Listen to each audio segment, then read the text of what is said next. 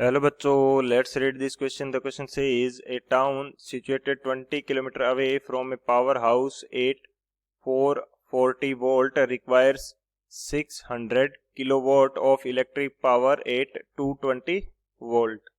The resistance of transmission line carrying power is 0.4 ohm per kilometer. The town gets power from two line through a 3000 volt dash 220 volt step down transformer at a substation in the town. Which of the following is or correct? Option first, the loss in the form of heat is 640 kilowatt. Option second, the loss in the form of heat is 1240 kilowatt. Option third, plant should supply 1240 kilowatt. And option D, plant should supply 640 kilowatt. तो इस question के अंदर हमें दे रखा है कि एक town है वो पावर हाउस से 20 किलोमीटर दूर स्थित है। तो पावर हाउस 440 वोल्ट पे कार्य करता है, जिसको 600 किलोवाट इलेक्ट्रिक पावर 8220 वोल्ट पर रिक्वायरमेंट रहती है। तो जो ट्रांसमिशन लाइन है उसका रेजिस्टेंस पर किलोमीटर का कितना है, 0.4 ओम। तो हमें जो टाउन को सप्लाई बताई गई है वो टू लाइन से सप्लाई है, कितनी है, 3000 वोल्ट और 220 वोल्ट स्टेप डाउन ट्रांसफार्मर के थ्रू। तो हमें बताने की कौन सा ऑप्शन करेक्ट होगा। तो बात करते हैं की कंसेप्ट की। की कंसेप्ट की यदि बात की जाए तो फर्स्ट की कंसेप्ट के अंदर हम ये देख लेते हैं कि जो हीट के रूप में पावर लॉस होती है वो किस प्रकार से हम लोग फाइंड आउट करेंगे। तो यहाँ पे बात करते हैं power loss in the form of heat. Power loss in the form of heat. Heat की फॉर्म में पावर लॉस जो होगी वो किस प्रकार से फाइंड आउट करेंगे। ये हमारे पास हो जाएगा IRMS square into R. R क्या हो जाएगा, रेजिस्टेंस हो जाएगा वायरिंग का, या जो करंट कैरिंग वायर है उसका रेजिस्टेंस कितना होगा वो हम फाइंड आउट कर लेंगे। सेकंड जो है हमारा की कंसेप्ट वो कितना रहेगा, एक हमारे पास जो पावर का सेकंड की कंसेप्ट होगा वो हमारे पास क्या होगा कि जो पावर है इन जनरल पावर को किस प्रकार से हम रिप्रेजेंट करते हैं। तो पावर हमारा होगा P से शो करेंगे इसको, एंड इसकी वैल्यू होगी V इंटू आई। V इंटू आई, V हमारा क्या है, पोटेंशियल डिफरेंस है, एंड I हमारा क्या है, करंट है। बेसिकली यहाँ पे AC करंट की बात की जा रही है, तो ये सभी वैल्यूज क्या होगी, RMS वैल्यूज होंगी। ये मैं क्लियर कर देता हूँ पहले ही कि जो भी टोटल वैल्यूज होंगी वोल्टेज एंड करंट की वो सभी RMS वैल्यूज होंगी। तो अब बात करते हैं इन दो की कंसेप्ट के अकॉर्डिंग इस क्वेश्चन के सॉल्यूशन की। तो सॉल्यूशन के अंदर सबसे पहले हम लोग फाइंड आउट कर लेते हैं कि जो टोटल रेजिस्टेंस होगा वो कितना होगा। Total resistance of current carrying line, of carrying line, जो जिस लाइन से हमारे पास करंट आ रहा है उसका टोटल रेजिस्टेंस कितना होगा वो देख लेते हैं। तो हमारे पास पर किलोमीटर का रेजिस्टेंस कितना दिया है, 0.4 किलोमीटर, और हमारे पास डिस्टेंस दिए 20 किलोमीटर।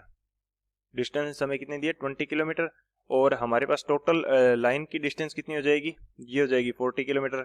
40 किलोमीटर किस प्रकार से होगी कि दो लाइन से हमारे पास, तो एक लाइन की डिस्टेंस 20 किलोमीटर और दूसरी की 20 किलोमीटर, तो ये 40 किलोमीटर हो जाएगी। तो टोटल रेजिस्टेंस हमारे पास कितना आ जाएगा, ये आ जाएगा 16 ओम।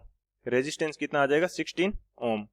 अब हम फाइंड आउट करते हैं कि ये जो करंट कैरिंग वायर है या करंट कैरिंग लाइन है इनके अंदर करंट की वैल्यू कितनी होगी, यानी कि IRMS की वैल्यू कितनी होगी।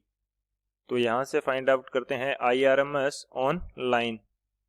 लाइन के ऊपर IRMS कितनी होगी, तो IRMS की वैल्यू किस प्रकार से फाइंड आउट करते हैं हम लोग।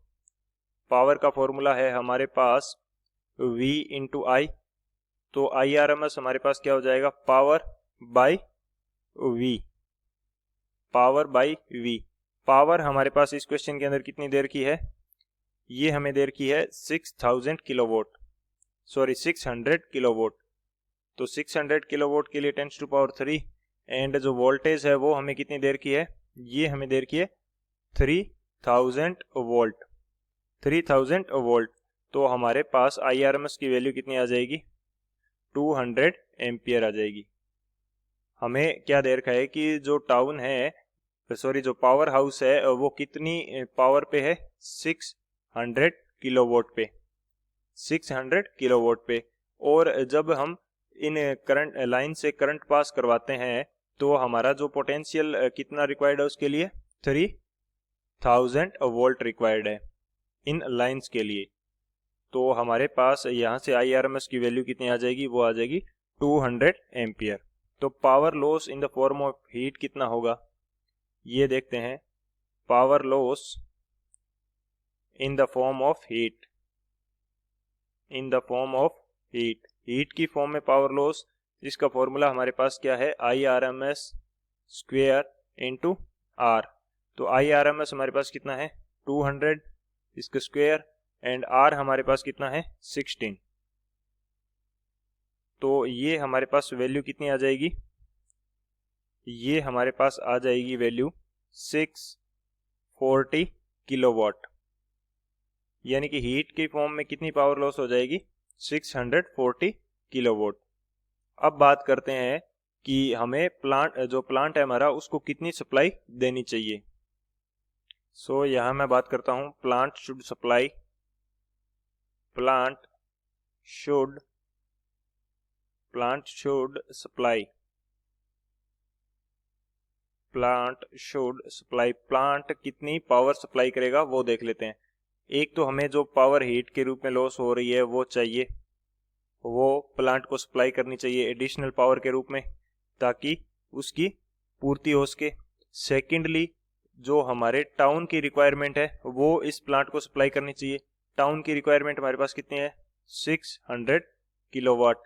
तो प्लांट को टोटल कितनी पावर सप्लाई करनी चाहिए, 1240 किलोवाट इसको सप्लाई करनी चाहिए, क्योंकि हमारी रिक्वायरमेंट है 600 किलोवाट की और हीट लॉस हो रहा है हमारा 640 किलोवाट। तो ये दोनों पावर सप्लाई जो हैं ये प्लांट को करनी चाहिए। तो प्लांट की पावर सप्लाई कितनी आ जाएगी, 1240 किलोवाट।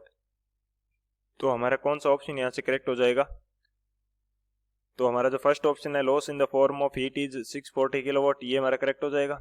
और जो सी ऑप्शन है हमारा प्लांट शुड सप्लाई 1240 किलोवाट, ये हमारा करेक्ट हो जाएगा। So option A and C is the final answer. I hope you understood it well. Best of luck. Thank you.